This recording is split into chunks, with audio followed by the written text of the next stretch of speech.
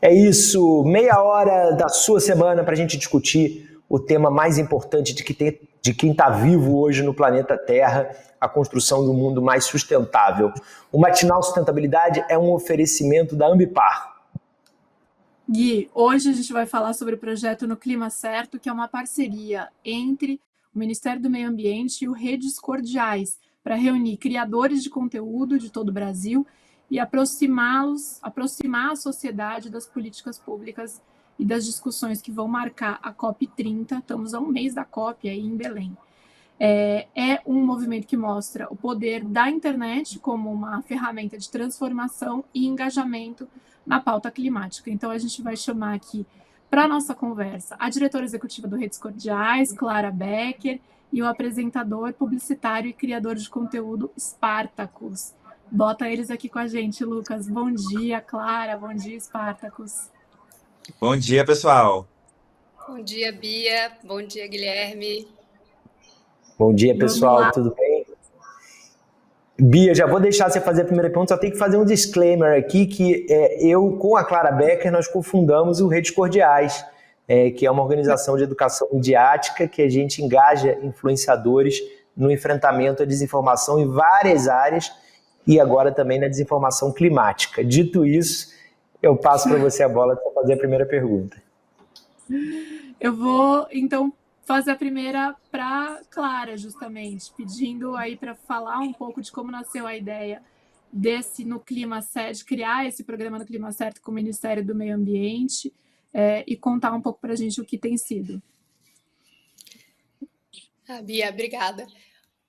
Na verdade, assim, No Clima Certo, o formato, ele nasceu há muitos anos, né? Desde 2022, quando a gente levou um grupo de influenciadores para dentro do TSE, a gente queria mostrar para eles como funciona o sistema eleitoral brasileiro, né, para que eles estivessem preparados, inclusive, para defender a integridade do sistema eleitoral brasileiro, a confiabilidade das urnas eletrônicas, e foi um evento que deu muito certo. A gente saiu de lá com um exército de influenciadores, foram 20 criadores nessa ocasião, né, prontos para defender a inviolabilidade das urnas eletrônicas.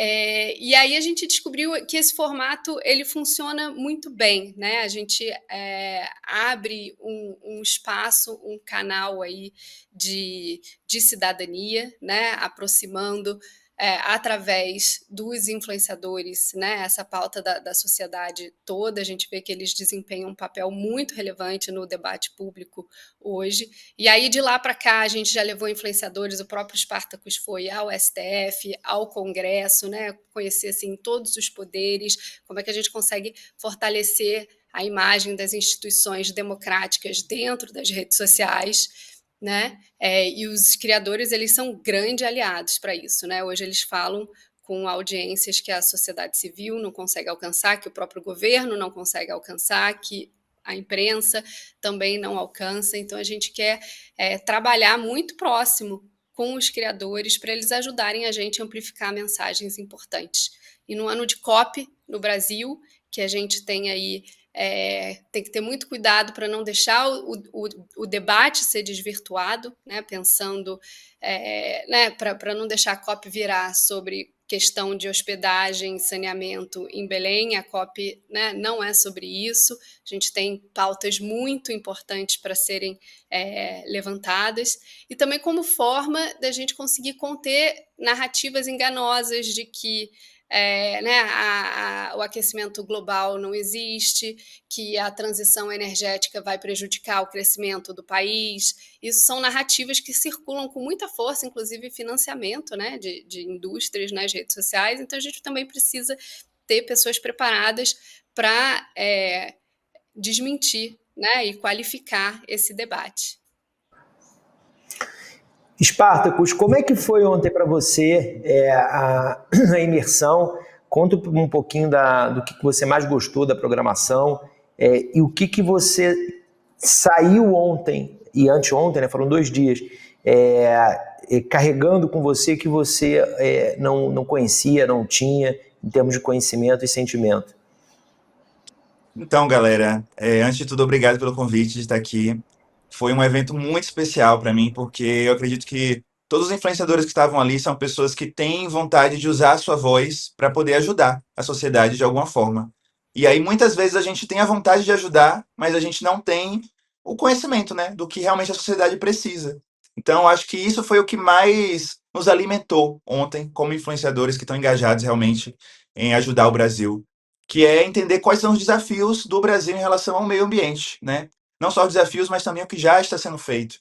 Foi interessante, por exemplo, conhecer, né, a estrutura do IBAMA, ver como é que acontece o monitoramento dos incêndios, né, tudo que é feito para poder cuidar dos desafios do nosso Brasil, mas também entender quais são os desafios atuais, né? A gente pôde encontrar a ministra Marina Silva para poder ela falar sobre os desafios do clima, né? Ela falando sobre como a crise climática ela já é o resultado mais intenso de toda a crise ambiental e de como a COP tem esse papel-chave de reunir todos os países do mundo para poder buscar uma solução conjunta. Para nós, influenciadores, muitas vezes só chega o ruído, né? Que é tipo assim, gente falando que a COP é sobre a hospedagem, é sobre a Mariah cantando em cima de uma flor no meio do rio. Então, foi muito bom para a gente poder se armar de informação para poder passar para as pessoas, para nossa audiência, a importância desse evento. Por que é que ele é importante não só para o Brasil, mas para a humanidade, para o planeta, para a civilização humana. E a gente espera continuar cada vez mais próximo para poder ajudar com nossa voz da forma que for possível. Uma coisa que muitas vezes a gente tem dúvida, né, é sobre como a gente pode ajudar como influenciador. Existe às vezes até um descrédito sobre como um post pode realmente mudar o que está acontecendo, né? Mas eu acho que, por exemplo, o vídeo do Felca, por exemplo, né, que gerou projetos de lei, mostrou para a gente que os influenciadores realmente têm um poder muito grande de influenciar a sociedade. A gente viu também aí com a PEC da bandidagem, né? Como a reverberação, essa movimentação online leva as pessoas para a rua, gera conscientização e gera impacto nas leis, no Congresso. Então, foi muito especial poder entender que a gente pode fazer parte disso, né? Desse movimento de movimentar a sociedade, engajar a sociedade nessas pautas para fazer com que quem está no poder defenda uma políticas mais responsáveis para o meio ambiente no Brasil. E eu vou fazer uma pergunta de novo aqui para você, Spartacus, para saber assim, como que você acredita que o tema ambiental pode ser tratado nas redes sociais? Assim, o que na tua leitura é uma maneira de tratar esse assunto que às vezes parece distante das pessoas, de uma forma que engaje? Então, eu acho que isso era uma coisa que para todos nós era uma dúvida, porque parece que a gente tem os ativistas de meio ambiente que falam só disso, e tem as pessoas que falam de outros temas, e parece que existe um abismo, né, entre, por exemplo, eu que falo muito de cultura pop, que falo muitas vezes, né, eu vim também do ativismo racial, LGBT, então parece que é uma outra área. Mas quando a gente começa a entender sobre o meio ambiente, né, conversando com Marina Silva e principalmente com Ailton Krenak, que estava lá ontem, né, esse imortal, essa lenda, a gente entende que, principalmente através da visão indígena, né, o meio ambiente é o todo, não é uma coisa separada. Cada um de nós, cada ação que a gente faz tem impacto no meio ambiente. Tudo que a gente faz está atrelado ao meio ambiente. Então, é só a gente conseguir conectar na área que a gente já está, no conteúdo que a gente já fala, as conexões que já existem. Por exemplo, né, eu falo muito sobre orixás no meu conteúdo, né? Eu trago muito da minha cultura, da minha ancestralidade, da minha espiritualidade. E os orixás, eles são representações da natureza, né? Iemanjá é o mar, Oxóssi é a floresta. Então, assim, mesmo que pareça que eu não estou falando de meio ambiente, eu estou falando o tempo todo de meio ambiente. É só a gente deixar as pessoas conscientes disso, né? A gente fazer essa ponte que já está aí presente. Então, eu sinto que existem oportunidades para a gente poder trazer esse tema em qualquer discussão, porque tudo acaba gerando um impacto ambiental, tudo que a gente faz, né? Um voo de avião, uma viagem que a gente faz, né? Qualquer coisa, qualquer ação. E agora a gente tem mais consciência, mais ferramentas para poder deixar isso mais claro na cabeça das pessoas. Clara, queria te pedir para você contar um pouquinho sobre a programação, como é que foi, e também falar sobre o guia de influência responsável para a COP30 que o Redes Cordiais lançou com a agência Cuia. Bom, a gente tentou reunir aí numa imersão muito intensa, né? Quem está aí muito na frente da linha do pensamento das questões ambientais hoje aqui em Brasília, onde eu estou e onde foi o evento. A gente fez primeiro uma dinâmica do Mural do Clima, que é uma ferramenta de sensibilização muito poderosa, né, na quarta noite. Na quinta-feira de manhã a gente teve uma conversa com a ministra Marina Silva, que falou sobre questões climáticas, mas não diretamente sobre a COP. A gente fez uma visita ao IBAMA, que mostra ali o impacto do aquecimento global, das questões climáticas na ponta, e quais são as políticas públicas hoje existentes para remediar essas questões, preservar o meio ambiente. Na sequência, a gente falou sobre a integridade da informação climática com a secretária adjunta da Secretaria de Políticas Digitais do governo, a Nina Santos, e a gente ainda teve no final a presença da Alicia Morim, que é diretora de programas da presidência da COP30, falando aí de fato o que é a COP de verdade, o que está em jogo de verdade. Então foi um dia bastante intenso. Não sei se o Spartacus já está descansado da maratona de ontem, mas foi muito rico, um ambiente de trocas muito ricas. Muitas claro, informações. Todo mundo falou junto. Vai lá, Bia. Não, eu queria, como eu sei que a Clara tem que sair já já, eu queria só emendar rapidinho aqui uma pergunta para ela, né? Se vocês conseguem mensurar de alguma maneira o impacto dessa ação depois nas redes, na percepção pública sobre clima, como que isso funciona aí? Se tem algo que vocês pretendem alcançar até a COP. Então, a gente acompanha muito o que os criadores produzem espontaneamente ao longo do dia. Já foram centenas de conteúdos produzidos, muito bacana, um feedback muito importante que a gente tem recebido do Spartacus, mas dos outros também, sobre, nossa, não tinha pensado nessa responsabilidade que eu carrego ao falar com tantas pessoas, no poder que a minha voz tem, como é importante a gente conseguir trazer o clima com a nossa linguagem dentro da nossa do nosso nicho temático, que foi um grupo, como o Spartacus diz, muitos ali não falam sobre clima no dia a dia, mas o clima é transversal a a tudo, a todos nós. Então, a gente espera que dali também saiam parcerias entre eles, justamente tem ativistas climáticos que podem colaborar com os criadores que não são ativistas climáticos, e a gente vai acompanhando essa produção de conteúdo. A gente espera já ter começado a esquentar, aí entrar no clima da COP com o evento de ontem. Só complementando, eu sinto que os impactos são mensurados não só através do conteúdo que foi produzido no evento, mas através dos impactos do evento na nossa linha editorial. Porque mesmo depois do evento, a gente vai agora ter um novo olhar sobre as questões para poder trazer isso no nosso dia a dia. Sim, eu ia perguntar a vocês, Spartacus, algo nessa linha, né? Vocês fizeram anteontem essa oficina do Mural do Clima, que é eu já fiz também, inclusive, Bia, não sei se você conhece, mas são convidados maravilhosos para a gente ter aqui, porque eles fazem numa oficina, eu acho que de 2 ou 3 horas, né? Uma imersão que você entende tudo sobre a questão climática e de uma maneira completamente lúdica, é um jogo. Eu queria te perguntar se você sabia tudo aquilo, Spartacus, e o que você recomenda para quem está nos assistindo e quer entender na minúcia a questão da mudança climática, o que essa pessoa pode fazer? Então, eu acho que eu até agora não entendi tudo, porque são muitas questões, sabe? Muitos termos, muitas coisas que a gente nem conhecia, por exemplo. São várias cartas, né? É um jogo de cartas. Eu, como tarólogo, adorei, né? Descobrir, chegar lá e encontrar um jogo de cartas. E aí, tinha coisas que a gente nem sabia que existiam. Por exemplo, eu peguei uma carta chamada Permafrost, né? Que se refere a coisas congeladas que, teoricamente, estariam congeladas permanentemente, mas devido ao aquecimento global estão descongelando. né? Isso está influenciando aumento dos mares e tudo mais. Então, assim, vários termos que a gente nunca tinha tido contato. E foi muito bom conhecer esses termos e entender a relação de uma coisa com outra, né? Como o ser humano está no início do processo com suas atividades e no final sendo prejudicado por tudo, né? Então, eu achei que foi realmente muito didático e eu acho que o caminho é exatamente esse, né?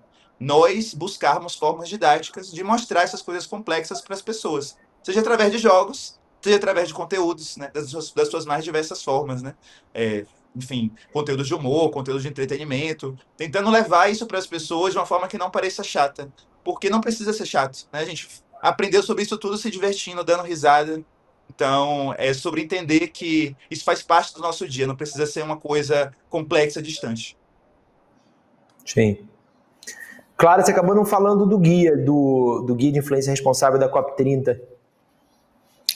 A gente publicou esse ano em parceria com a agência Cuica, que é uma agência que justamente trabalha dando subsídios para alimentar a produção pró-clima nas redes, né?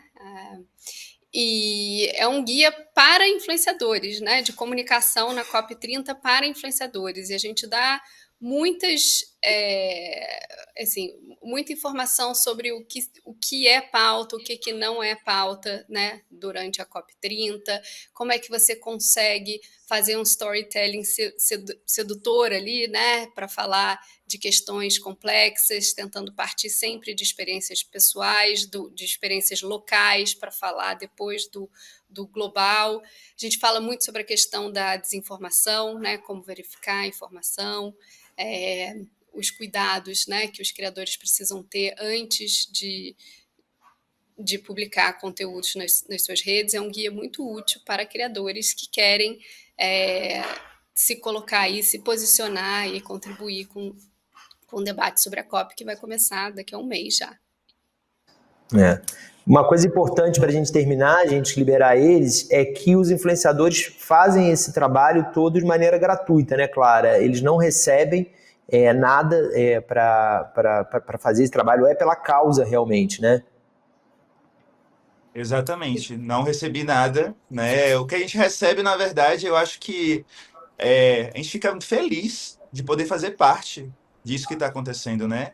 A gente sabe que o Brasil ele está na vanguarda da luta ambiental no mundo, né? Para proteger o planeta. Nosso país é referência, a nossa ministra é referência, Marina Silva, sabe? Então a gente poder fazer parte desse movimento de preservação do planeta é algo que nos deixa muito felizes, assim, poder usar a nossa voz de forma responsável. Alguém me falou ontem, né, que com grandes poderes vem grandes responsabilidades. Então, poder usar nosso poder de influência nas redes de uma forma responsável para poder diminuir o caos que está acontecendo, né, a crise que está acontecendo, eu acho que já é um pagamento gigantesco, porque é um pagamento que não é só para a gente, né, é para toda a sociedade. Sim, exatamente. E é um lugar que o Redes fica muito feliz de se colocar, porque todo mundo ganha, né? Não ganha FII financeiro, mas é uma oportunidade muito única para os influenciadores sentarem à mesa com uma ministra dentro de um ministério aqui, né? Não é todo dia que você consegue ter contato com esse nível de autoridade. Para as autoridades também é muito interessante, né? Poder conversar com os criadores. Então, todo mundo sai feliz. Gente, muito bom. Muito bom. Obrigada por estarem aqui. A gente sabe que vocês estão correndo aí com o horário, então obrigada mesmo. E voltem mais vezes. Prazer é nosso. Tchau, tchau, gente. Bom dia. Valeu, galera. Obrigado pelo convite e até a próxima. Valeu, obrigado, Clara. Bia Bula, Yolanda se manifestou aí atrás de vocês. Acho que ela é fã do Espartaco, hein? Dos Espartacos. Foi... Agora no final ela passou bem do assunto. Ela gosta mais do assunto sustentabilidade do que o assunto político, eu percebo. Não sei se vai lembrar, mas quando a Isabela Teixeira estava aqui com a gente, ela estava aqui parada prestando atenção, olhando para a câmera, olhando para a Isabela Teixeira. Então, eu acho que ela é o assunto que ela curte mais, realmente, Guilherme. Uma cachorra ecológica, muito bem. Olha aqui, Bia Bula, o que você traz para a gente hoje no quadro Negócios Verdes? Guilherme, a China resolveu ampliar o controle do uso das chamadas terras raras, né? Para a gente voltar um passo aí, terras raras são aqueles minerais, né, um grupo de 17 elementos químicos, na verdade, que são encontrados em diversos países. A maior parte deles está concentrada na China, também no Brasil. E eles são imprescindíveis para a indústria, especialmente para a indústria de tecnologia e para diversos itens que a gente usa para a chamada transição energética, para a construção aí de um mundo mais verde, e também são essenciais para a indústria de defesa. Então, o que a China determinou agora? Determinou que as empresas estrangeiras precisam de uma aprovação de Pequim para exportar itens que contenham traços desses minerais de terras raras de origem chinesa. Então, é como se fosse um certificado da China para aquela exportação. Ou que tenham sido produzidos usando métodos de extração, refino ou de tecnologia da fabricação desses ímãs desenvolvidos na China a partir dos minerais de terras raras. Os Estados Unidos já fazem algo um pouco semelhante a isso com os tais semicondutores, né? E essa medida da China acontece num momento em que tem uma expectativa para o encontro entre o Trump e o Xi Jinping aí no próximo mês. Então, é parte dessa disputa comercial, claro, entre Estados Unidos e China, mas tem um impacto para a indústria de transição energética do mundo inteiro e, certamente, uma pressão e um interesse ainda maior sobre as terras raras do Brasil. Então, lembrando que a gente está também a ponto de ver mais uma conversa Trump e Lula, esse assunto também pode surgir aí nesse papo dos dois presidentes, Guilherme. E lembrando que aqui no Brasil há um movimento para que a gente faça algo semelhante, né? A gente proteja tanto as nossas terras raras quanto os nossos minerais críticos e saiba explorar essas riquezas que o Brasil tem de uma maneira inteligente. É um assunto que a gente falou aqui com a Isabela Teixeira, falamos com o Jean Paul Prats, também ex-presidente da Petrobras, que participou aqui do programa com a gente. É um tema recorrente aqui do Matinal Sustentabilidade. Bom, lembrando para quem, somando um pouco ao que a Bia falou, as terras raras são usadas na produção de diversos produtos importantes, né? Ímãs permanentes que são usados em turbinas eólicas, motores elétricos de carros híbridos, né? E carros elétricos, na fabricação de baterias recarregáveis, como as baterias usadas nos veículos híbridos, tem um uso muito variado. Muito bem. Agora vamos falar de COP30, né? Estamos um mês praticamente aí, né, Guilherme, para a COP. Então, conta pra gente em que pé está a COP agora. Não, a gente seleciona sempre um tópico por semana e daria para a gente fazer um programa inteiro e falar diariamente, ainda mais agora há um mês, sobre assuntos referentes à COP, né? Aqui a gente traz mais uma questão em relação à logística, que é o governo ainda não ter decidido qual combustível vai abastecer os geradores da COP30. O governo vai precisar decidir qual vai ser a fonte de energia, né, o combustível que vai ser usado nos 160 geradores contratados para garantir o fornecimento de energia durante a COP30. Tem uma preocupação crescente com as críticas, né, que possam vir para o governo se forem utilizados combustíveis fósseis nos equipamentos, né, justamente pelo impacto ambiental. Essa é uma questão central na COP, e aí eu acho que tem os dois lados, né, da discussão. Porque, por exemplo, para as pessoas virem para a COP, elas vão ter que pegar avião. Portanto, elas vão ter que usar combustível fóssil, né? E isso é uma realidade de todas as COPs. Todas as COPs, elas enfrentam esse dilema. Ora, a gente está discutindo aqui maneiras de lidar com os efeitos dos combustíveis fósseis e a gente está fomentando o uso de combustíveis fósseis. Não é uma exclusividade da COP30, não é uma exclusividade da COP de Belém. Todas as COPs têm essa discussão. Existem casos de outras COPs em que ativistas, inclusive, para conseguirem chegar a tempo e conciliar agendas, tiveram que fretar aviões particulares para ir à COP30. Agora, o fato essas discussões, elas são fundamentais, né? Então tem um outro lado da moeda. Existe esse lado de uma aparente incoerência, de você querer discutir mudança climática causada pelos combustíveis fósseis e, para isso, usar os combustíveis fósseis, com a urgência e a necessidade de essas pessoas estarem presentes fisicamente no lugar da COP, discutindo, negociando e trabalhando pelas metas, pelo cumprimento das metas, né, que hoje é o mais sensível, e isso, enfim, é um fato inerente a qualquer COP. Eu acho que às vezes também tem um pouco nessa discussão um tanto de hipocrisia, né, e de querer usar politicamente coisas que são inescapáveis, do tipo você ter que pegar um avião para chegar na COP e usar combustível fóssil, com o objetivo político de criar uma falsa polêmica, sabe, Bia? Sim, claro. E, Guilherme, eu acho que é como tudo, você tem que pesar o ganho e do que você abre mão, né? Esse o caso, por exemplo. Você tem que mobilizar milhares de pessoas aí para viajarem ao redor do mundo, para chegarem para um evento, e isso, obviamente, gera emissões de carbono com os voos, etc. Mas, ao mesmo tempo, você tem um fórum em que questões críticas e fundamentais podem ser decididas e serão decisivas para a continuidade do apoio de países, do projeto de empresas, do engajamento de sociedade civil em temas que vão mudar, de fato, a rota mundial. Esses fóruns, eles têm essa capacidade, né? Eu acho que a gente está, vamos falar de Acordo de Paris, Eco 92, e tudo que isso produziu de concreto de lá para cá, em termos do que a gente tem de consciência ambiental e sustentável, né? Então, sim, é sempre só pesar, né? O que você ganha e o que você perde. E nesse caso, me parece também, estou em linha com você, que o que você ganha fazendo um evento desses é muito mais importante do que as emissões de carbono que você despende ali para fazer todo mundo se mobilizar e se reunir em um lugar, e outras discussões estão em torno disso, como a que você trouxe agora, com relação à energia. A gente vai fazer, eu e Bia aqui, a gente vai fazer um aprofundamento agora nas questões que vão ser discutidas, nas questões diplomáticas.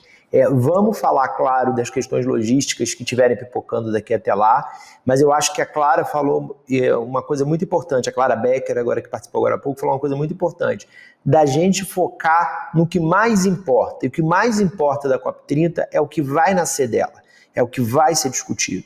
A questão logística, claro, tem sua importância, mas não é o fundamental.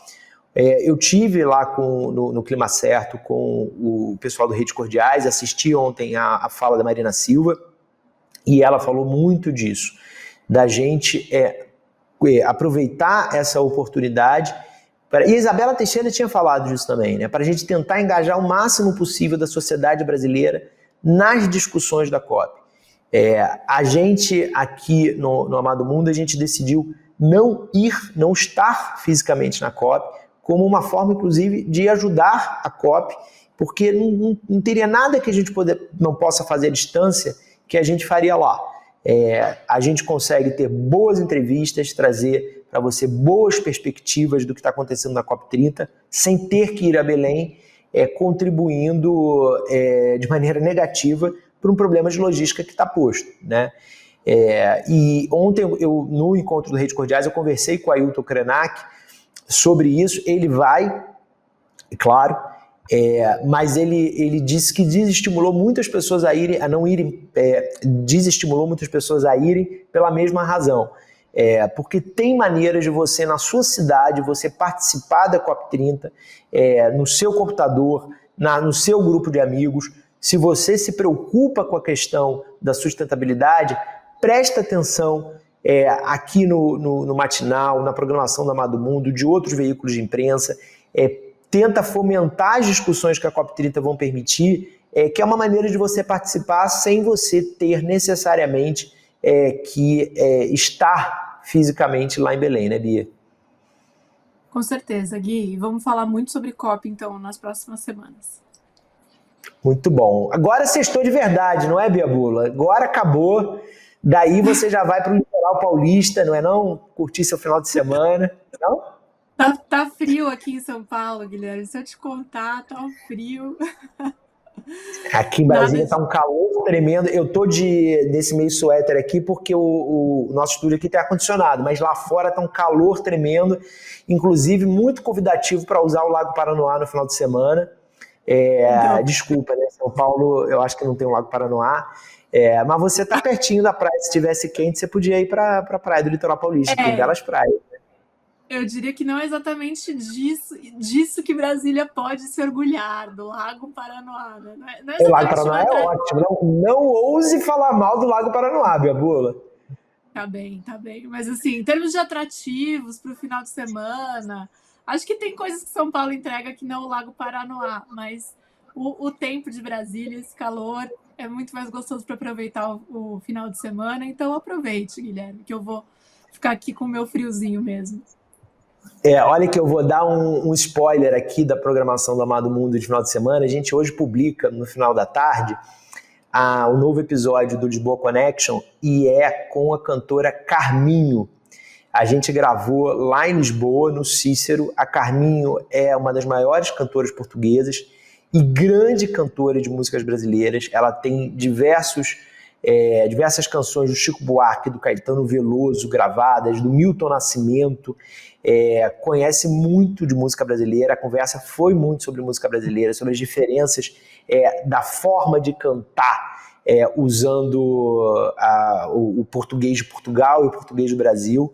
Tá muito, muito legal o nosso programa. Eu, Paulo Dallanora Macedo, e um cantor brasileiro e compositor brasileiro que mora em Portugal, Pierre Aderne, compositor de Mina do Condomínio, do Seu Jorge. Nós três entrevistamos a Carminho. Convido vocês a assistirem e a gente toca um trechinho aqui na segunda-feira, aqui no Matinal, para vocês verem. Bom fim de semana, galera. Bom fim de semana, Bia. Bom final de semana. Até segunda.